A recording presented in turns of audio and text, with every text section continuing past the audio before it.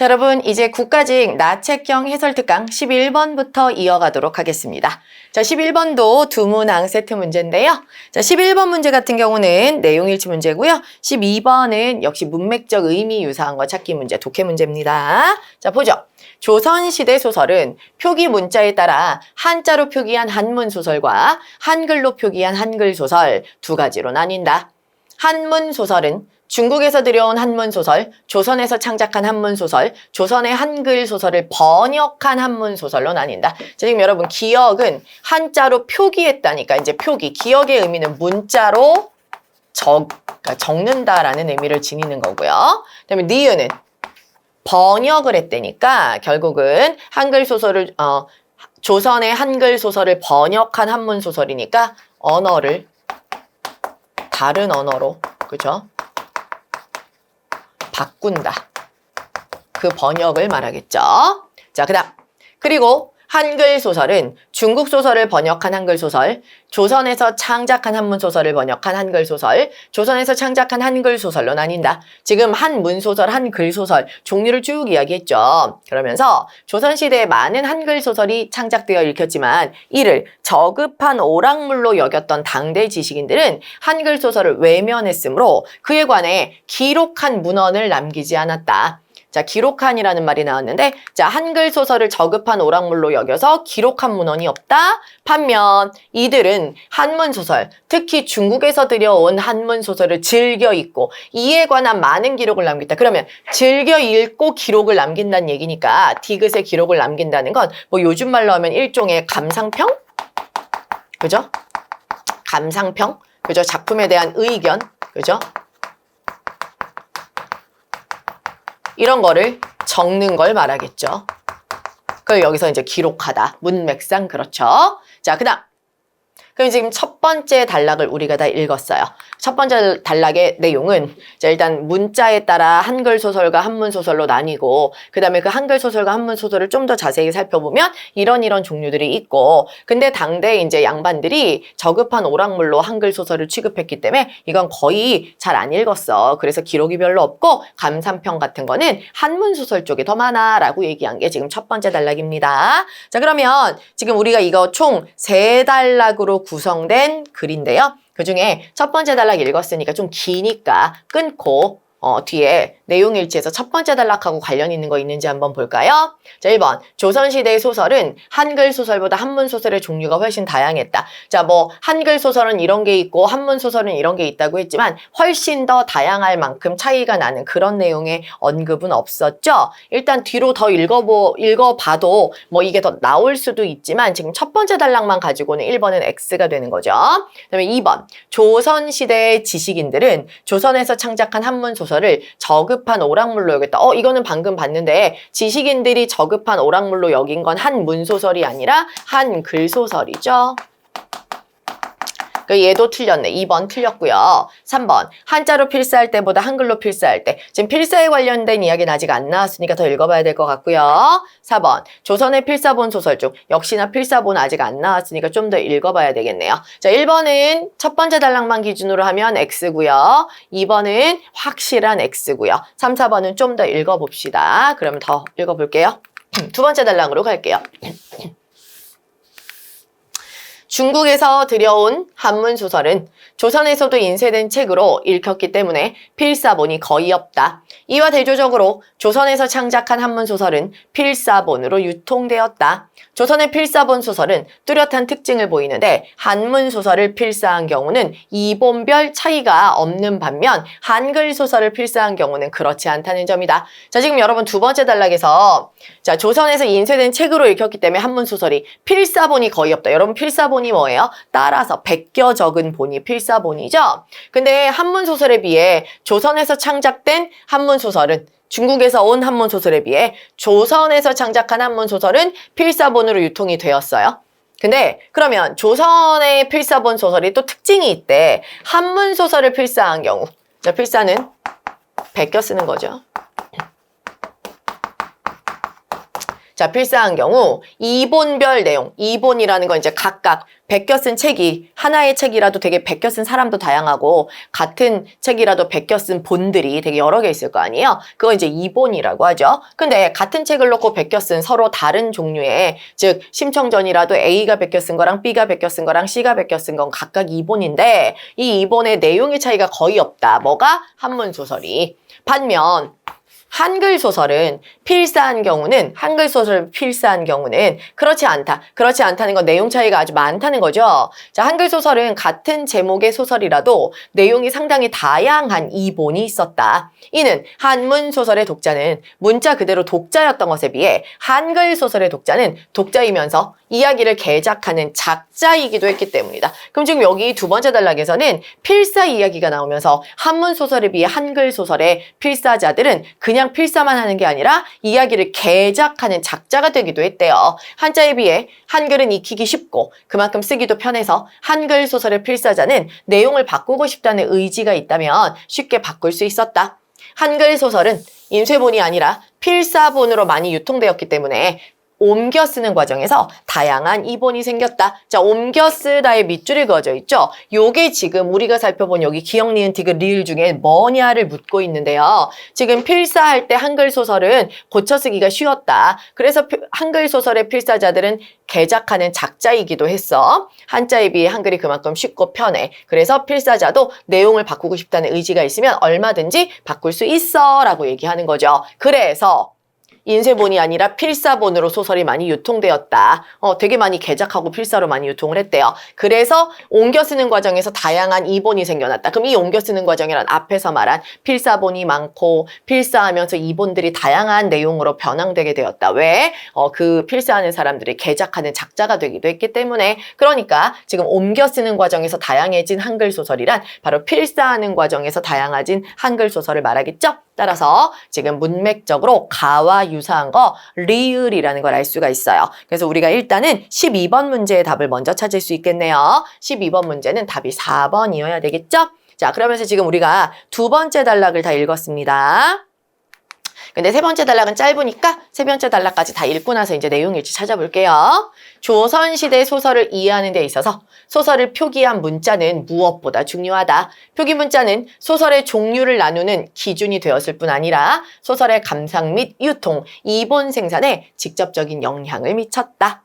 자, 그럼 다 읽었는데 역시나 조선시대 소설이 한글보다 한문이 더 많다. 훨씬 다양했다. 자, 소설이 종류가 훨씬 다양했다라는 얘기는 아니죠. 왜? 오히려 그리고 한글 소설이 더 다양하겠죠. 그렇게 따지면 왜? 필사한 이본들이 되게 여러 개니까. 그죠? 그래서 한글 소설보다 한문 소설이 다양했다는 건 X가 될 거고요. 아까 2번은 첫 번째 단락 읽고 X였죠? 한글 소설을 적합하게 취급했다고 했어요. 자, 3번. 한자로 필사할 때보다 한글로 필사할 때 필사자의 의견이 한글로 할 때 의견이 반영되어 개작이 쉽다는 건 있었죠? 네, 3번 맞습니다. 답은 3번이라고 하셔야 되고요. 4번, 조선의 필사본 소설 중 한문 소설을 필사한 것은 소수였고 한글 소설을 필사한 것이 대부분이었다. 지금 한문 소설도 조선의 한문 소설도 필사하고 한글 소설도 필사를 했기 때문에 소수 대부분이라고 말할 수는 없어요. 다만 한글 소설 필사보다 한문 소설 필사보다 한글 소설 필사가 훨씬 더 개작이 다양하게 일어났다는 얘기를 했지 필사한 것의 수 이야기한 거 알 수 없어요. 자, 그래서 답은 3번이라고 하셔야 되겠죠? 네, 그럼 11번은 3번, 그리고 12번은 아까 리을 베껴 쓰다. 그 필사의 의미는 베껴 쓴다는 의미. 그게 지금 옮겨 쓰다와 똑같으니까 4번이 답이어야 되고요. 자, 그 다음에 이제 13번은 여러분 문법 문제. 우리가 문법에서 가장 앞단원의 언어의 특성을 배웠어요. 여러분 기억나시나요? 언어의 특성? 네, 언어의 특성을 배웠는데요. 자, 그 언어의 특성에서는 우리가 사회성, 역사성, 추상성 뭐 이런 것들 많이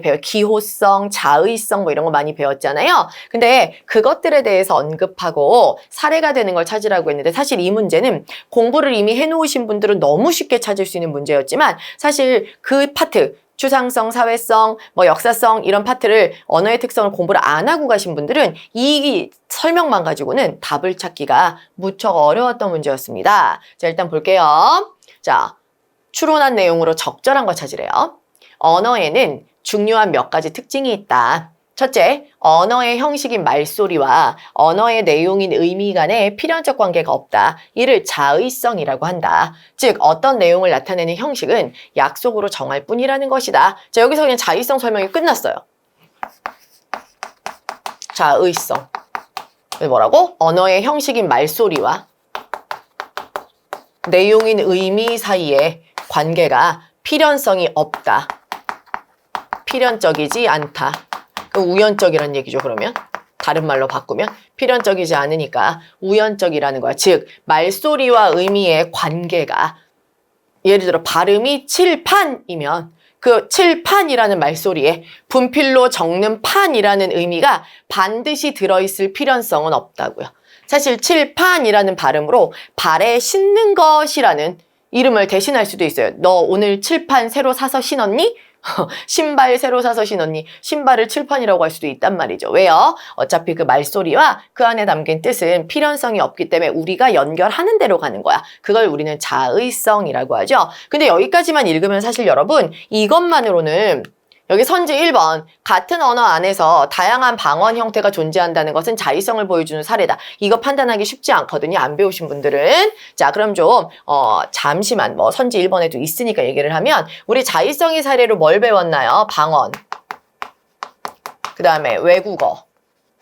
자, 외국어나 방언은 사실 같은 뜻인데 발음이 다른 거잖아요. 의미는 동일한데 말소리가 다른 거잖아요. 예를 들어 사랑, 러브, 아모르, 리베 전부 다 의미는 같아요. 누군가를 보고 사랑하는 마음, 그 사랑. 그러나 발음이 다 다른 외국어들이죠. 자, 또 방언도 예를 들어 먹는 야채, 부추가 어느 지역에선 전구지, 어느 지역에선 소리란 말이죠. 자, 이런 것들 전부 방언이나 외국어. 왜 그래요? 의미와 그것을 표현하는 소리가 반드시 짝이 되어야만 한다는 어떤 하나의 짝이 정해져 있는 게 아니기 때문에 미국에서는 러브라고도 부를 수 있고 한국에서는 사랑이라고 말할 수도 있는 거란 얘기죠. 자의성은 방언하고 외국어 사례는 무조건 다 자의성의 사례가 되는 거예요. 그런가 하면 말 나온 김에 동음 이의어,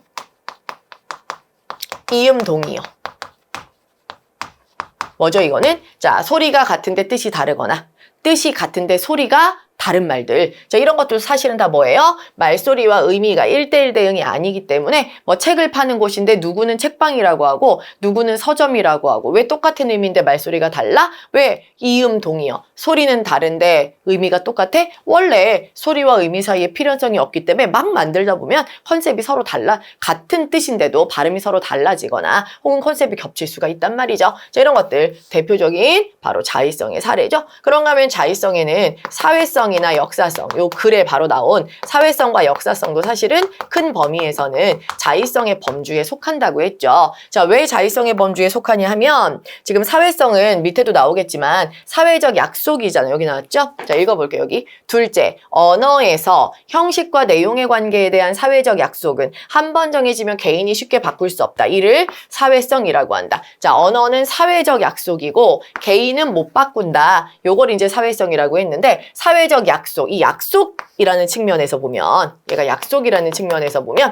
약속은 어떻게 해요? 당사자들끼리 마음 끌리는 대로 하는 게 약속이죠. 약속이 필연적으로 정해져 있나요? 너는 몇 년, 몇 월, 며칠, 몇 시에 누구와 만날 약속이 이미 너의 운명처럼 정해져 있다요? 아니죠. 그죠? 그래서 약속은 우연이기 때문에 사실 사회적으로 사람들이 어떤 단어, 어떤 말에 대해서 약속을 하더라도 그 약속 자체가 상당히 지극히 우연적인 성질이 있기 때문에 사회성 역시 자의성에 속하는 측면이 있다는 거죠. 그런가 하면 역사성. 자, 역사성도 여기 바로 있죠. 셋째, 언어는 시간의 흐름에 따라 사회 구성원이 바뀌면 끊임없이 변화한다. 이를 역사성이라 한다 했는데 자, 그럼 역사성은 시간의 흐름에 따라 그죠? 얘는 시간의 흐름에 따라 바뀌는 게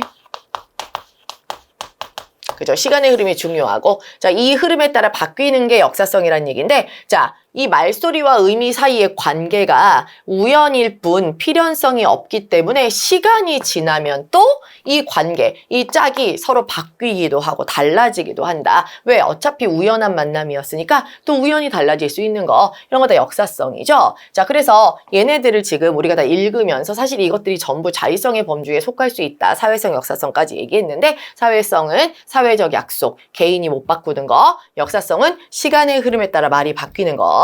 자, 그 다음 마지막 네 번째도 하나 더 읽고 바로 답으로 가볼게요. 자, 네 번째는 하나의 언어 형식은 수많은 구체적 대상이 가진 공통 속성을 개념화하여 포함한 것이다. 자, 지금 여기 보면 자, 구체적 속성을 개념화해서 언어 표현을 해요. 그것이 바로 뭐야? 세상에 존재하는 여러 책상들의 공통성을 추출하여 하나의 언어 형식인 책상으로 표현한다. 이것을 추상성이라 한다. 그래서 속성, 공통 속성, 구체적 속성, 구체적이고 공통적인 속성을 개념화하는 게 추상성이래요. 한마디로 비슷한 걸 뽑아서 대표 이름 만드는 거라고 우리가 수업 시간에 배웠었죠? 자, 그럼 1번. 같은 언어 안에서도 다양한 방언 형태가 존재한다. 이것은 자의성의 사례를 보여줘. 네, 지금 맞죠? 자의성, 방언, 외국어, 그죠? 동음이의어, 이음동의어. 좋아요. 얘는 맞아요. 자, 2번. 가족과 대화할 때, 직장 동료와 대화할 때와 다른 표현. 자, 그럼 지금 상대방에 따라 표현을 달리 하는 것이 사회성인가요? 아니요. 사회성은 아까 설명에 의하면 언어는 사회적 약속, 그 언어를 사용하는 사람끼리의 사회적 약속이기 때문에 개인이 못 바꾼다고 했는데 상대방에 따라 말하는 것이 달라진다. 표현이 달라진다는 건 사회성 언급한 내용하고 전혀 다르죠. 자, 그다음에 세 번째. 유명인이 개인적으로 사용한 유행어가 시간이 지나도 표준어로 인정되지 않는다는 것은 역사성을 보여주는 사례이다. 역사성은 시간의 흐름에 따라 언어가 변화하는 거라고 했는데 개인이 사용한 유행어가 왜 표준어가 되지 않는가하고 역사성은 상관이 없어요. 자, 그 다음에 네 번째. 새로운 줄임말이 끊임없이 만들어지고 있다는 것은 언어의 추상성을 보여주는 사례이다 라고 했는데 자, 새로운 줄임말이 끊임없이 만들어지고 있다. 만들어질 수도 있지만 추상성은 아까 구체적이고 공통적인 걸 뽑아서 대표적으로 개념화하는 거라고 했는데 준말 만드는 거랑 전혀 상관이 없죠. 그래서 답은 1번이라고 하시면 됩니다. 자, 그 다음에 14번 역시 문법 문제인데요. 이거 표준 발음법에 관련된 문제. 우리 표준 발음법도 문법에서 열심히 정리를 했었습니다. 이전과 같은 방식으로 암기형 공부는 하지 않았으나 제가 모음의 발음 정도는 여러분 외우셔야 됩니다 해서 이건 중요해요 라고 강조를 이론 시간에 했었는데요. 네, 그대로 설명형으로 나왔죠. 하지만 이걸 일일이 다 설명을 정리하고 즉석에서 이걸 모르는 상태에서 공부를 해서 풀기에는 되게 오래 걸려요. 역시 우리는 공부해갖고 가는 게 맞습니다. 자, 국어의 표준 발음법 규정에서는 이중모음의 발음과 관련한 여러 조항들을 찾을 수 있다. 이중모음은 기본적으로 글자 그대로 발음해야 되지만 글자와 다르게 발음하는 원칙이 덧붙은 경우도 있다. 자, 이중모음 의의 발음에는 세 가지 원칙이 적용된다. 자, 첫째, 자, 일단 의의 발음. 이중모음 의의 발음. 자, 첫 번째 뭐래요? 초성이 자음인 음절의 의는 단모음 이로 발음한다. 이 부분 우리가 자음 뒤에 의가 붙으면 이 의를 이로만 발음해라 라고도 배웠었죠. 그죠? 그래서 자음 뒤에 의는 이로 발음한다. 둘째, 첫 음절 이외의 음절에서 의는 이중모음 의로 발음하는 것이 원칙이나 단모음 이로 발음할 수 있다. 이거는 첫 음절 이외의 의니까 우리가 수업 시간에 그림도 그렸었잖아. 글자가 만약에 세 글자짜리 단어다. 그럼 첫 번째 글자 빼고 나머지 위치에 들어있는 의는 발음할 때 원칙은 의인데 그죠? 얘가 설명한 대로라면 이로 바꿔서 발음해도 된다라고 얘기를 했죠. 자, 그 다음에 셋째. 조사 의는 의로 발음하는 게 원칙이나 에로 발음할 수도 있다. 조사 의는 A, 의, B 할 때 이 의를 말하는 거죠. 쟤는 의로 발음하는 게 원칙인데 에로도 발음할 수 있대요. 그죠?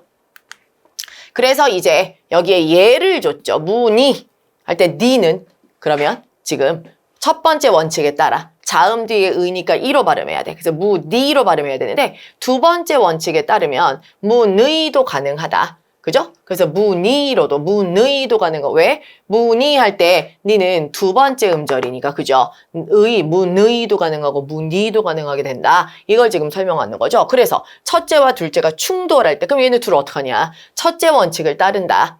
즉 자음 뒤에 의니까 무조건 이로만 발음해라. 무니 할 때 니는 자음 뒤에 의니까 첫 번째 원칙 따라라.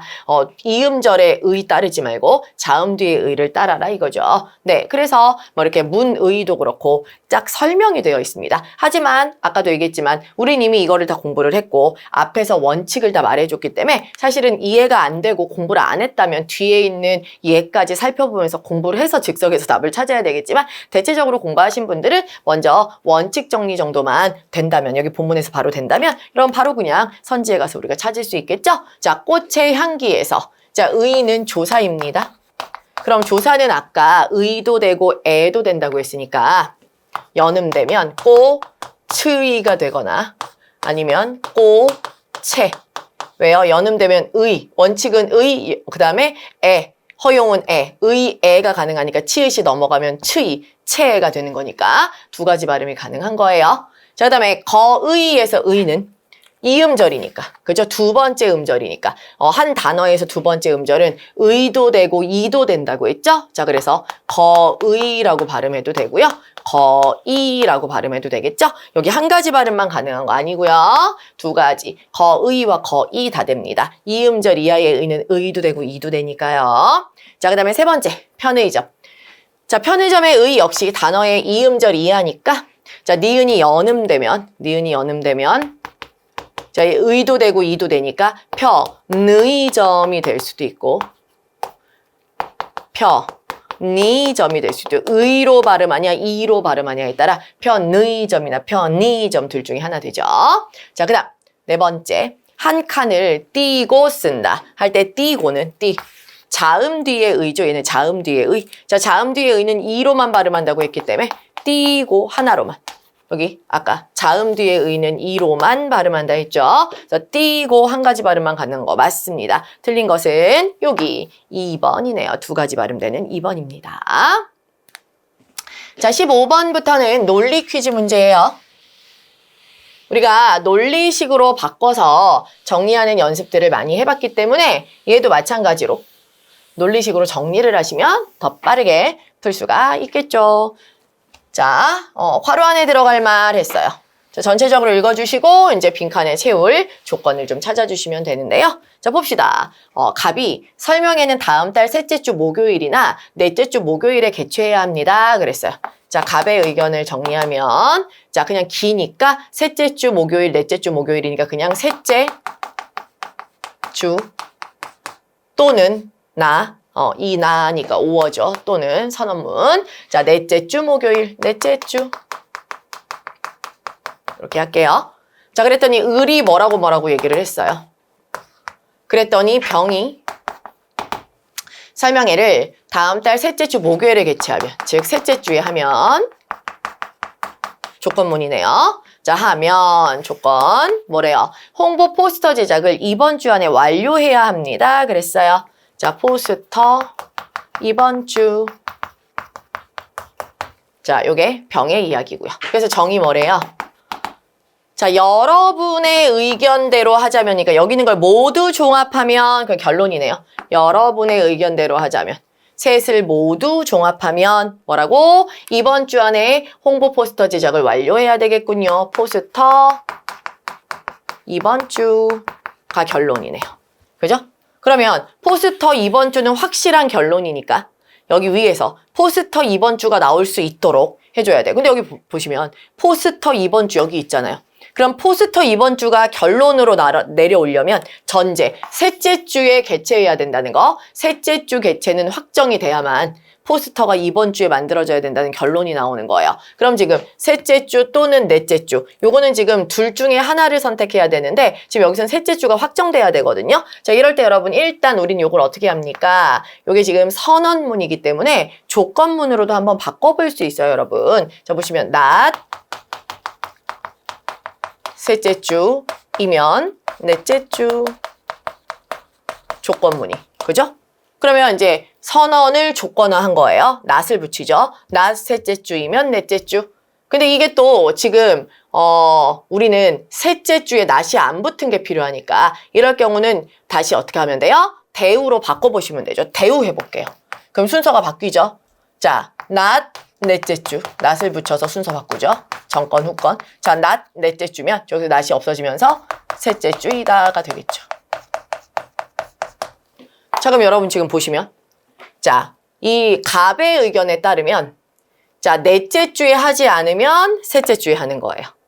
그리고 셋째 주에 하면 포스터가 이번 주에 나와야 된다는 결론을 얻을 수가 있어요. 그러니까 지금 셋째 주가 되려면 여기 두 개 다 셋째 주가 돼야 돼. 셋째 주가 돼야 돼. 그러려면 넷째 주는 안 되는 거여야 돼. 그죠? 넷째 주는 아니어야 돼요. 그러면 우리가 필요한 건 뭐예요? 셋째 주와 넷째 주는 아니라는 정보 하에 이번 주에 포스터를 만들어야 된다는 결론을 내려야 되기 때문에 여기 을의 자리에는 넷째 주는 안 돼.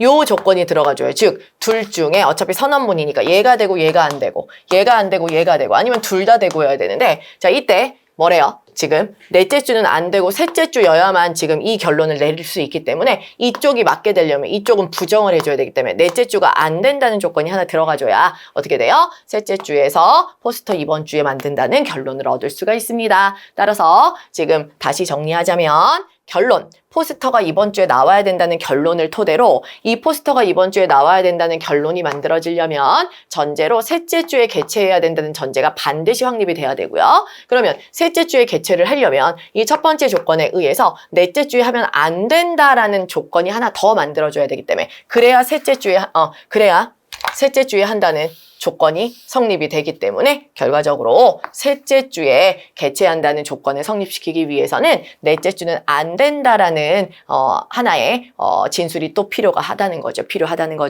그래서 지금 을이 이렇게 해야 되는데 셋째 주 아니면 넷째 주에 해야 되라는 갑의 말에 대해서 을이 넷째 주는 안 돼 라고 못을 박아줘야 그러면 셋째 주만 되겠구나. 셋째 주에 하면 포스터는 이번 주에 만들어야 돼. 그러니까 결과적으로 포스터를 이번 주에 해야 된다는 뜻이구나가 되겠죠. 따라서 을이 해줄 수 있는 말 혹은 뭐 이게 없어도 일단 이 결론이 나오기 위해서 주어진 전제 조건에서 우리가 가져야 될 건 뭐다? 바로 넷째 주를 부정해주는 내용이 필요하다. 자, 그래서 넷째 주에 하면 안 된다. 넷째 주에 하지 않는다라는 내용을 찾아주셔야 되겠죠?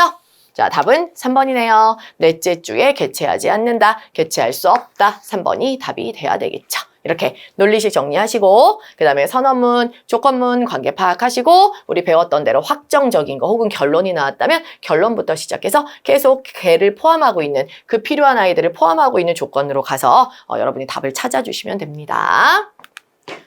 자, 16번도 마찬가지로 논리 퀴즈 문제인데요. 자, 가에서 다를 전제로 할 때 빈칸에 들어갈 결론으로 가장 알맞은 거 그랬어요. 자, 가나다 일단 역시 논리식으로 정리 한번 해볼 거고요. 그래서 결론을 한번 끌어내 보도록 할게요. 자, 일단 가는요. 인공 일반지능이 만들어지거나 인공지능 산업이 쇠퇴한다 했어요. 말이 너무 기니까 일단 인공 일반 거다하니까 또는 선언. 자, 인공지능 산업 쇠퇴니까 그냥 산업 쇠퇴 이렇게 할게요. 자, 그 다음에 나에서는요. 인공 일반지능이 만들어지면 조건이네요. 자, 지면 인간의 생활이 편리해지는 동시니까 and 그죠? 연원이네요. 많은 사람이 직장을 잃는다라고 했어요. 자, 그러면 일단 인공 일반이 만들어지면 자, 생활편리라고 할게요. and 동시에 자, 많은 사람이 직장을 잃는데요. 자, 직장 이름 이렇게 할게요. 자, 그 다음에 다는요. 자, 인공지능 산업이 쇠퇴하면 많은 사람이 직장을 잃는 동시에 세계 경제가 침체된다 했어요. 자, 일단 산업 쇠퇴면 자, 직장을 잃고요. 동시에니까 여기도 역시 and죠. 자, 직장을 잃고요. 그 다음에 경제가 침체된대요. 네, 주어진 논리식은 다 끝났습니다. 이걸 바탕으로 결론을 내려야 돼요. 자, 우리 여기서 새롭게 끌어낼 수 있는 게 있는지 한번 보면 되는데요. 지금 인공 일반 또는 산업 쇠퇴잖아요. 이 선언문이니까 O, X, X, O 또는 O, O가 되겠죠. 예, 포괄적 선언이기 때문에 한쪽이 맞으면 한쪽이 틀리거나 혹은 양쪽이 다 맞을 수도 있습니다. 지금 이걸 가정해야 되는데 어쨌거나 인공 일반일 경우에는 이제 얘네고 그 다음에 산업세태 쪽이 성립될 경우는 얘네란 말이에요. 근데 여러분 뭐 다른 논리식을 우리가 적용하기 전에 가만히 보니까 지금 만약에 이쪽이 O라고 해서 이게 맞다고 칩시다. 인공 일반이 O야. 그래서 이게 결론이라고 쳐. 이게 결론. 그러면 생활이 편리해지거나 직장을 잃게 되겠죠. 근데 만약에 인공 일반은 X고 여기 산업세태가 O야. 즉 산업세태가 참이라서 이게 성립이 된다고 쳐봅시다. 그러면 이제 요게 결과적으로 오는 건데 이게 성립이 되면 이 결과가 오는데 직장을 잃거나 경제가 침체돼요. 재밌는 것은 이쪽이 성립되든 이쪽이 성립되든 얘가 성립되든 얘가 성립되든 재밌는 건 뭐예요? 양쪽에 모두 직장을 잃는다는 게 들어있기 때문에 그 어느 쪽이 성립되든 직장 잃는다는 사실은 반드시 결론으로 들어갈 수밖에 없어요. 맞죠? 네. 그러니까 이 문제에 가만히 보시면 자, 양쪽에 두 개의 선언지를 주고 선언지 두 가지의 각각의 경우를 보여준 다음에 A 선언지가 성립될 경우 이런 결과가 오고 B 선언지가 성립될 경우 이런 결과가 온다. 그래서 합쳐서 무슨 결과냐 물어본 거니까 공통점이 있다면 공통을 뽑으면 그게 공통의 결과. 어느 쪽이 성립이 되든지 간에 공통적으로 올 수 있는 결과가 바로 직장을 잃는다는 게 되겠죠. 그래서 이렇게 해주실 수 있습니다. 자, 그러면 지금 따라서 얘는 직장을 어느 쪽이 성립이 되든 직장을 잃는 것은 변함없는 결론이다. 그게 나오겠죠? 그래서 실제 보시면 많은 사람들이 직장을 잃는다. 3번 있죠? 네, 3번을 답으로 하시면 됩니다. 자, 여러분 이런 거 같은 경우는 이렇게 선언문의 형식, 즉 선언문의 특성을 이용해서 포괄적 선언문의 특성을 이용해서 푸셔도 되고요. 그 다음에 결국은 인공일반, 요 인공일반 자리에 자 조건문에서 A면 B이다. 그럼 그 A 자리에 B를 대신 집어넣을 수 있죠. 그죠? 인공일반이면 생활편리 앤드 직장 이름. 그럼 여기 인공일반 자리에 요거 생활편리 앤드 직장 이름을 넣을 수도 있단 말이에요. 제가 한번 해볼게요.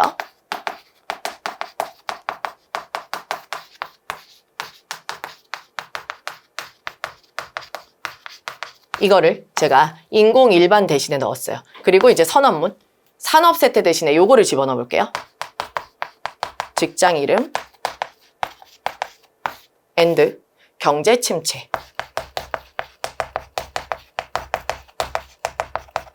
자, 그러면 지금 여러분 이렇게 봤을 때 일단 이쪽이 성립되고 이쪽이 성립되지 않든 이쪽이 성립되지 않고 이쪽이 성립되든 자, 양쪽이 성립되든 제가 지금 똑같은 설명인데 바꿔서 다른 방법으로 한번 보여드린 거예요. 지금 새로운 풀이법이 아니라 답은 똑같은데 자, 방법을 약간 바꿔서 다르게 써본 거예요. 자, 이게 둘 중에 하나가 성립돼야 된다는 것은 이렇게 해놓고 그죠?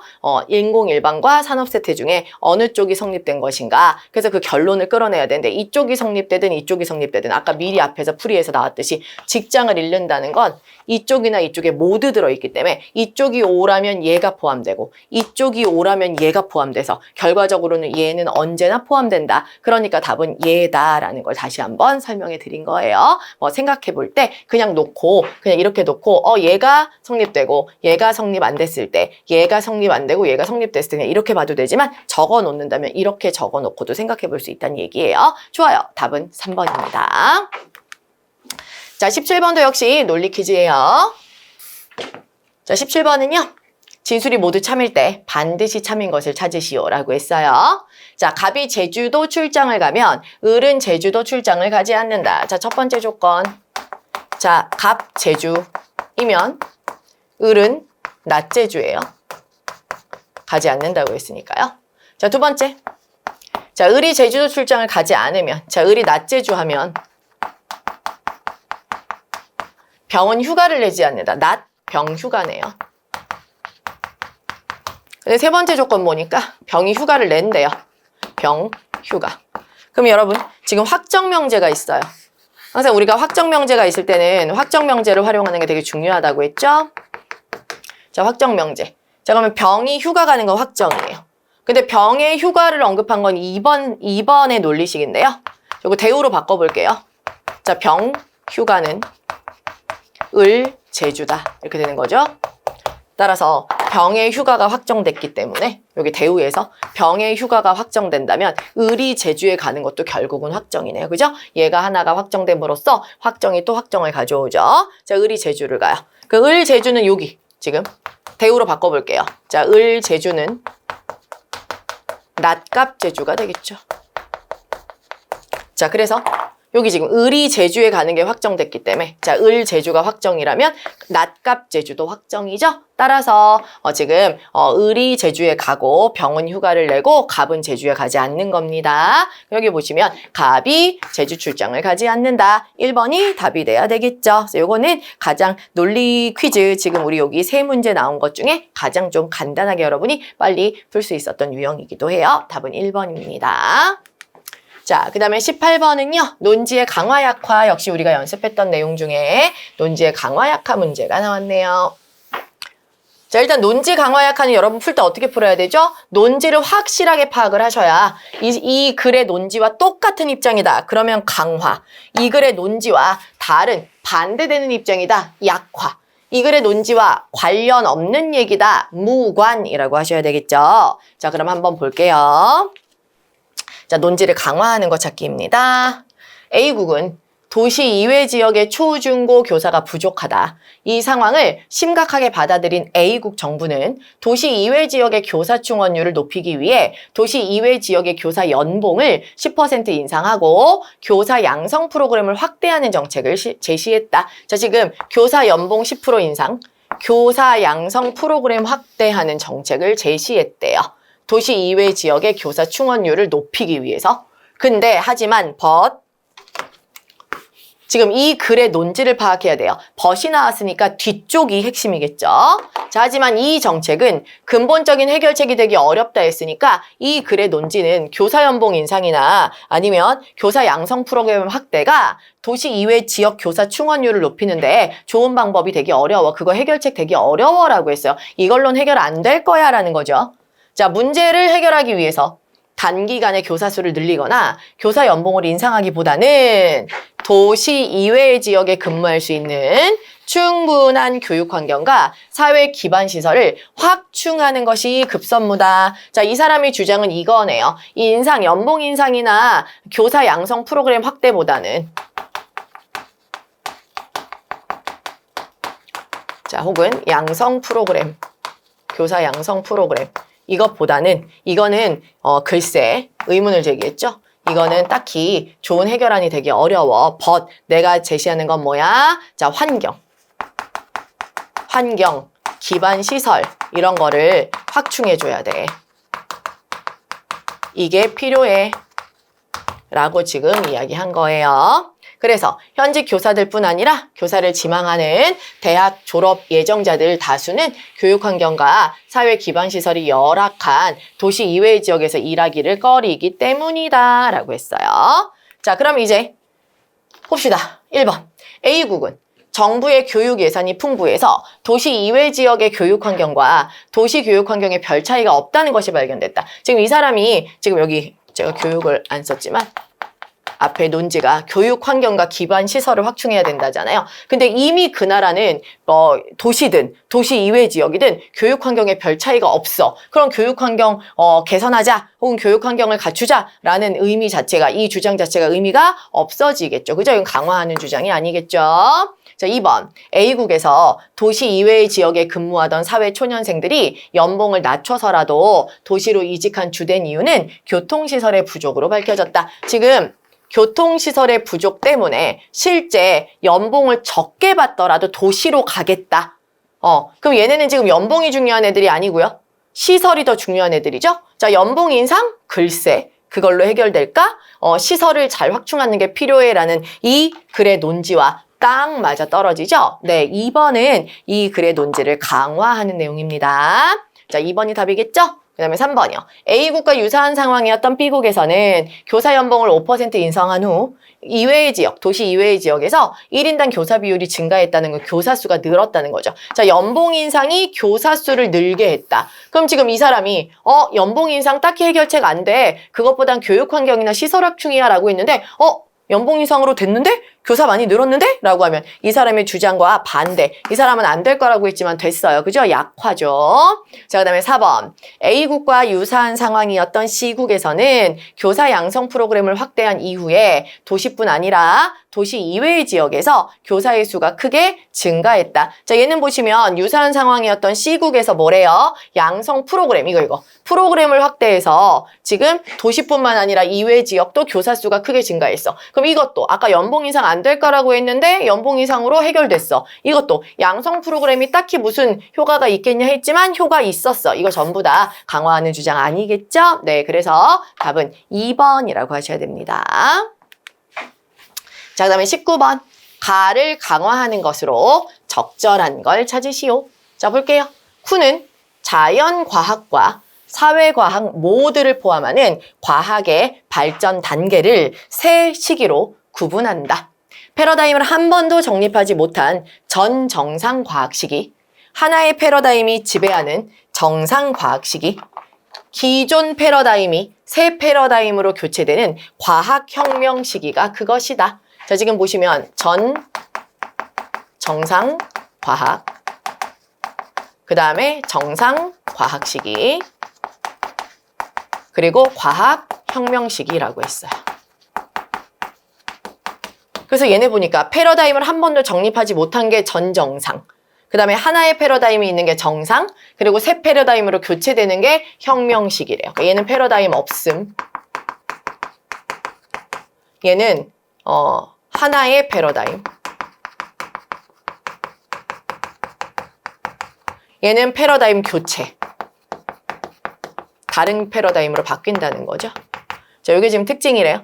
그래서 패러다임은 모든 과학자에게 동일한 연구 방향 및 평가 기준을 따르게 하여 연구의 효율성을 높이고 과학의 발전 단계를 성숙한 수준으로 올려놓는다. 한 번도 패러다임을 정립하지 못해 전 정상과학 시기에 머물러 있는 과학 분야는, 자, 한 번도 정립하지 못한 전 정상과학 시기는, 자, 과학 분야의 모든 과학자가 다 어떻게 된다? 제각기 연구 활동을 한대요. 자, 패러다임이 하나라도 있으면 동일한 활동을 하는데, 하나도 없을 때는 제각기 연구한대요. 성숙한 수준에 도달하지 못한 것이다. 제각기 연구하는 건 성숙하지 못한 거래요. 자, 어떤 과학 분야라도 패러다임을 한번 정립하면 정상과학 시기에 들어서게 되는데 그 뒤에 다시 전 정상과학 시기로 되돌아갈 수는 없다. 무슨 말이에요? 자, 일단 패러다임이 한 번이라도 생기면 그걸로 끝이야. 전 정상과학 시기는 절대로 오지 않아. 그죠?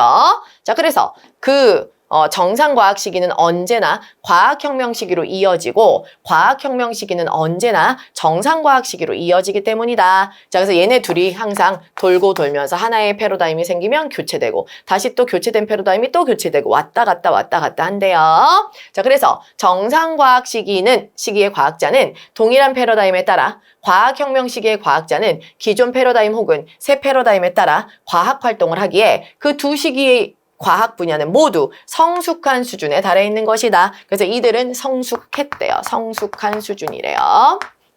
자, 이 구분에 따를 때 가가 나왔네요. 일부 사회과학 분야는 과학의 발전 단계상 아직도 성숙한 수준에 도달하지 못했다는 것이 쿤의 진단이다. 그럼 가를 강화하는 거. 즉, 가는 뭐예요? 성숙하지 못했다. 자, 가는 성숙한 수준이 아니다. 그럼 어차피 여러분 여기서 지금 성숙한 수준이 아니라는 건 딱 하나밖에 없죠. 여기 성숙한 수준이 아닌 거. 전 정상과학 시기. 패러다임 자체가 한 번도 정립되지 않았던 전 정상과학 시기가 성숙한 수준이 아니라는 거잖아요. 그러니까 얘를 강화하려면 전 정상과학 시기에 관련된 것과 맞는 언급을 하셔야 되겠죠. 지금 가에서 말한 자체가 전 정상과학 시기니까요. 자, 보죠. 패러다임이 교체된 적이, 자, 패러다임 교체가 일어난 적이 있으면 이거는 지금 과학혁명 시기를 거쳤다는 얘기예요. 맞죠? 본문의 그 설명상 과학혁명 시기 거침. 근데 아까 뭐라고 했죠? 과학혁명 시기를 거치든 정상과학 시기가 되든 어쨌거나 패러다임이 일단 한 번 딱 성립이 돼서 정상과학 시기로 오면 다시 전정상으로 돌아가는 일은 없다고 했기 때문에 일단 교체 전적이 한 번이라도 있다면 이거는 과학혁명 시기 아니면 정상과학 시기, 성숙한 시기입니다. 그래서 가에 대한 내용 아니야. 얘는 성숙한 시기예요. 자, 그 다음에 2번. 패러다임이 교체되는 중이다 하면 역시 어때 이거? 과학혁명 시기네요. 그죠? 중이다 하면 과학혁명 시기. 아까 1번은 시기를 거쳤으니까 다른 말로 하면 정상과학 시기예요. 항상 정상과학, 과학혁명, 정상과학 왔다 갔다 하니까 과학혁명 시기를 거쳤다면 아마도 정상과학 시기가 아닌가 생각해 볼 수 있겠죠? 자, 그 다음에 얘는 과학혁명 시기 중이에요. 그죠? 그럼 이것도 역시 성숙했기 때문에 미성숙한 수준이는 아닐 거예요. 자, 그 다음에 3번. 패러다임이 정립된 적이 있다. 자, 정립된 적이 있다 그러면 한 번이라도 정립됐으면 전 정상과학 시기로 돌아가지 않기 때문에 그럼 이거 어때요? 정립한 적이 있기 때문에 전 정상과학 시기는 아닙니다. 자, 4번은요. 패러다임이 정립된 적이 없다. 네, 정립된 적이 없을 때 전 정상과학 시기예요. 그리고 과학자들이 전부 뭐예요? 서로 다른, 그죠? 기준이 서로 다르다. 네, 동일한 게 아니라 제각기, 서로 다르다 했으니까 네, 전 정상과학 시기를 설명하는 거는 4번밖에 없네요. 답은 4번이라고 하시면 됩니다. 자, 마지막 20번. 자, 대화를 분석한 내용으로 적절하지 않은 거. 이거 역시 대화를 보여주고요. 대화의 내용에서 누구와 누구의 의견이 동일하며 누가 누구의 의견에 반박을 했고 누가 누구의 의견을 받아들였나 뭐 이런 것들 문제로 낸 유형이거든요. 자, 일단 보지요. 적절하지 않은 거 찾아야 됩니다. 자, 보은이. 기차가 달리고 있는 선로에 5명의 인부가 일하고 있고 그들에게 그 기차를 피할 시간적 여유는 없어. 그런데 스위치를 눌러서 선로를 변경하면 5명의 인부 대신 다른 선로에 있는 한 사람이 죽게 돼. 이 선택의 딜레마 상황에서 너희들은 어떻게 할 거야? 자, 소연이가 대답합니다. 이런 경우에는 행위에 따른 결과가 선택의 기준이 된다고 생각해. 자, 나는 결과 기준이야. 자, 그래서 스위치를 눌러 한 명이 죽더라도 5명을 살리는 선택을 할 거야. 결과적으로 봤을 때 불가피한 조치 아니겠어? 나는 5명 살릴 거야. 자, 그랬더니 은주가 글쎄, 행위에 따른 결과보다 행위 자체의 도덕성을 기준에 둬야 하는 거 아니야? 자, 너는 결과 기준이니 나는 행위의 도덕성을 기준으로 해. 자, 행위 자체의 도덕성을 따진다면 스위치를 눌러서 사람을 죽이는 것과 아무것도 하지 않고 죽게 내버려 두는 것 중에 당연히 살인에 해당하는 전자, 눌러서 죽이는 게 더 나빠. 그 사람 뭐예요? 자, 스위치를 눌러서 죽이는 거. 스위치 누르는 살인이 더 나쁘다. 라고 보았어요. 그랬더니 보은이가 나도 그렇게 생각해. 어떻게? 스위치를 누르면 살인이야. 누르지 않으면 방관인데 법적인 측면에서 보더라도 전자가 후자보다 뭐 무겁게 처벌되잖아. 그럼 얘도 스위치 누르면 살인이래요. 자, 그래서 법적인 측면에서 봐도 더 무겁다. 자, 게다가 생명의 가치는 수량화할 수 없으니 생명의 가치를 수량화하는 건 안 돼. 수량화할 수 없어. 자, 그래서 한 사람보다는 5사람이 가진 생명의 가치가 더 크다고 말할 수 없어. 그랬더니 영민이가 생명의 가치를 수량할 수 없다는데 원론적으로 나도 동의해. 자, 원론적 동의. 뭐 요거에 대해서 나도 원론적으로 동의해. 자, 하지만 지금처럼 불가피한 선택의 상황에서 무엇보다 우선해야 될 것은 명확한 기준을 세우는 일이야. 나는 이 상황에서 어떻게 하면 죽는 사람의 수를 최소화하는가가 그 기준이 되어야 한다고 생각해. 자, 죽는 사람 수 최소화가 중요하다. 그러니까 얘는 결과적으로는 그럼 얘는 5명 살리는 걸 선택하겠다는 거네요. 5명 살림 쪽이다. 이거네요. 그죠? 자, 그럼 이제 얘네를 두고 여기서 적절하지 않은 걸 한번 찾아보도록 합시다. 자, 먼저 1번. 스위치를 누르는 이를 살인으로 본다는 점에서 은주는 보은과 견해를 같이 한다. 자, 은주. 스위치 누르면 살인. 보은이 스위치 누르면 살인. 맞네요. 둘 다 스위치 누르면 살인이라고 봤네요. 두 번째. 생명의 가치를 수령할 수 없다는 점에 대해 영민은 원론적으로 보은과 견해를 같이 한다. 자, 보은이가 생명의 가치 수령할 수 없다. 영민이도 원론적으로 동의했으니까 맞습니다. 자, 그다음에 세 번째. 선택의 딜레마 상황에서 소연은 행위에 따른 결과. 자, 소연은 결과를 기준으로 한다고 했으니까 맞네요. 자, 은주는 행위 자체의 도덕성. 네, 은주는 도덕성을 기준으로 한다고 했으니까 맞네요. 좋아요. 그럼 나머지가 4번밖에 없는데, 자, 답이 4번이겠죠? 인명피해가 불가피한 선택의 상황에 놓인다면 영민은 죽는 사람의 수를 최소화. 자, 죽는 사람 수 최소화. 맞습니다. 영민은. 자, 여기까지 맞아요. 근데 소연은 그렇게 하지 않는다 했는데 소연이 보시면 5명 살리겠다니까 죽는 사람의 수 최소화 맞잖아요. 그죠? 소연이 이쪽 틀렸죠? 그래서 소연이 쪽 틀렸습니다. 답은 4번이라고 하셔야 되겠죠. 자, 여러분 이렇게 해서 20번까지 차분하게 다 살펴봤는데요. 자, 논리 파트 지금 이 나책형에서는 뒤쪽으로 몰려있네요. 논리 퀴즈 3문제, 강화 약화 문제 뭐 이런 거 뒤에 쫙 다 몰려 있었어요. 그래서 이번에 논리 논증 파트에 관련된 문제가 한 6문항 정도가 뒤에 쫙 있었는데요. 자, 이 파트가 조금 더 시간이 걸리는 문항이긴 했어요. 그죠? 그런데 차분하게 우리가 연습한 대로만 한다면 사실 시간이 조금 문제긴 한데 뭐 내용이 어렵거나 손을 못 대거나 할 건 아니니까 차분하게 지방직까지 우리 또 열심히 연습해서 지방직에서는 더 좋은 결과 얻을 수 있도록 한번 같이 달려봅시다. 자, 시험 고생 많으셨고요. 우리 다시 지방직을 위해서 다다음 주부터 지방직 동형 모의고사 쾌도난마 시즌2 개강합니다. 같이 또 열심히 여러분 정리 좀 하시고요. 새마음 새뜻으로 지방직을 향해서 같이 나가도록 합시다. 고생 많으셨고요. 저는 수업 때 뵙도록 하겠습니다. 감사합니다.